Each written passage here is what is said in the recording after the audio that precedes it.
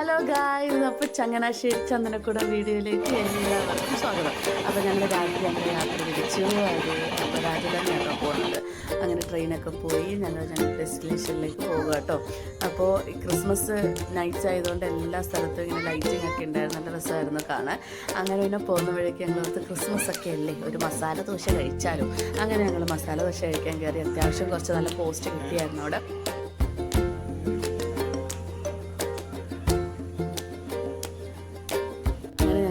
Order ചെയ്ത് ഞങ്ങളുടെ പൂരി വന്നു. അങ്ങനെ നല്ല ചൂടുണ്ടായിരുന്നു അത്യാവശ്യം. ഞങ്ങളുടെ മസാല ദോശ വരാൻ വൈകിയത് കൊണ്ട് എല്ലാവർക്കും ഉള്ള ഫുഡാണല്ലോ. അങ്ങനെ ഞാൻ ഒരു സൈഡിൽ നിന്ന് അങ്ങ് സ്റ്റാർട്ട് ചെയ്തു. അങ്ങനെ നല്ല ടേസ്റ്റ് ഉണ്ടായിരുന്നു.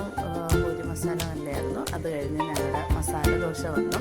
മസാല ദോശയിൽ എനിക്ക് സാമ്പാറിനെ കാട്ടി ഇഷ്ടപ്പെട്ടത് ഈ ഗാർലിക് ചട്നിയാണ് കേട്ടോ. നല്ല ടേസ്റ്റ് ഉണ്ട്, നല്ല ഫ്ലേവറായിരുന്നു. അങ്ങനെ മസാല ദോശയൊക്കെ കഴിച്ച് അതിൻ്റെ ഈ സൈഡിൽ നിന്ന് കഴിക്കുന്നുണ്ട്. അങ്ങനെ ഞങ്ങൾ ഞങ്ങളുടെ അടുത്ത സാധനം കോഫിക്കായിട്ട് വെയിറ്റ് ചെയ്തു. അങ്ങനെ കോഫി വന്നു. മസാല ദോശ കഴിച്ചാൽ ഒരു കോഫി കുടിക്കണമല്ലോ. എന്താണെന്നറിയാം, എനിക്ക് ഈ വെജിറ്റേറിയൻ കടയിലൊക്കെ കയറി കോഫി കുടിക്കാൻ ഭയങ്കര ഇഷ്ടമാണ്. പിന്നെ ഞങ്ങൾ ചങ്ങനാശ്ശേരിയിൽ പോയി. ഞങ്ങൾ ഓൾമോസ്റ്റ് 11 മണിയൊക്കെ ആയിട്ടോ പോയിട്ട്. എന്നിട്ടും ഭയങ്കര തിരക്കായിരുന്നു അവിടെ. അങ്ങനെ നമ്മുടെ ഇവിടെ മുല്ലക്കച്ചെറുപ്പുള്ള സാധനങ്ങളും ഇതൊക്കെ ഓൾമോസ്റ്റ് സെയിം തന്നെയാണ്. കഴിഞ്ഞ വർഷം ഞങ്ങൾ ആനയുടെയൊക്കെ പരിപാടി ഉണ്ടായിരുന്നു. അപ്പോൾ അങ്ങനെ ബ്ലോക്ക് എടുക്കാണ്ടോന്ന് ഞാൻ പോയതായിരുന്നു.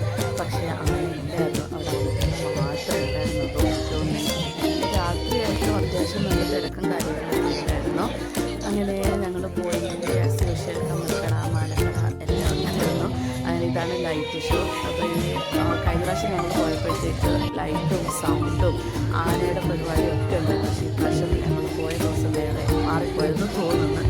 അങ്ങനെ ഞങ്ങൾ കുറച്ച് സാധനങ്ങളൊക്കെ കണ്ടു. അങ്ങനെ ഒരു മാല വാങ്ങിച്ചു. ചെയ്തിട്ടുണ്ടായിരുന്നു. അങ്ങനെ കുറച്ച് മിമിക്രി പരിപാടി, അങ്ങനത്തെ പരിപാടി അവിടെ ഉണ്ടായിരുന്നു. അത് കഴിഞ്ഞ് ഞങ്ങൾ നടന്നു. പിന്നെ കുറച്ച് കോഫി കപ്പും വളയൊക്കെ വാങ്ങിക്കണമായിരുന്നു. ഈ വള വാങ്ങിച്ച് 8 എണ്ണം 100 രൂപ. അങ്ങനെ അത് വാങ്ങിച്ചു. അത് കഴിഞ്ഞ് ഞങ്ങൾ അവിടെ നിന്ന് തിരിച്ച് അയിൻ ബേബി അവിടെ നിന്ന് ക്യൂട്ടായിട്ടുള്ളൊരു കോഴി കണ്ടു വാങ്ങിച്ചായിരുന്നു.